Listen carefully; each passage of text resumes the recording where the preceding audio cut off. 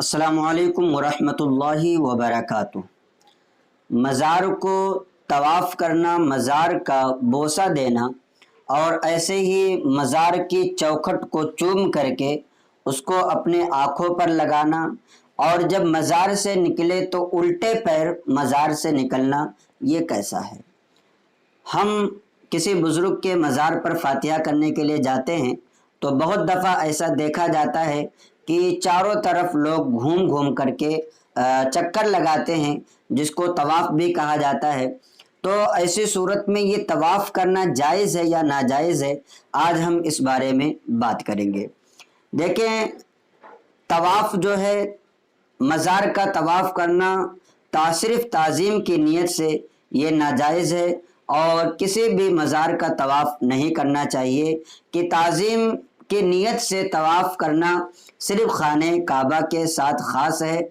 और रही बात मज़ार को बोसा देने के बारे में, तो इस बारे में मुजद्दिद दीन व मिल्लत शाह इमाम अहमद रज़ा ख़ां फ़ाज़िल बरेलवी रज़ियल्लाहु ताला अन्हु इरशाद फरमाते हैं कि मज़ार को बोसा न देना चाहिए, बल्कि मज़ार से कुछ दूरी पर खड़े हो करके वहाँ पर फातिहा पढ़ें, कुरान मुक़द्दस के आयात की तिलावत करें, कलमा, दुरूद शरीफ, ज़िक्र अज़कार वग़ैरह पढ़ें और फिर साहिब मज़ार के लिए ईसाले सवाब करें।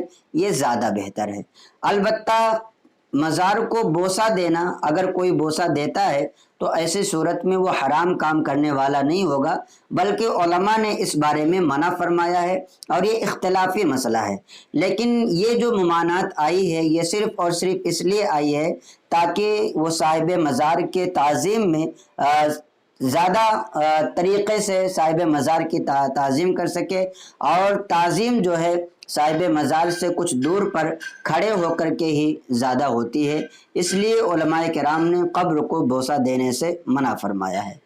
और रही बात चौखट को चूमना और चौखट को चूम करके फिर अपने आँखों से लगाना, तो ये चीज़ जायज़ है और इसमें किसी तरह का कोई हरज नहीं है, इसलिए कि शरीयत मुतहरा में इस बारे में कहीं भी मुमानात नहीं आई है।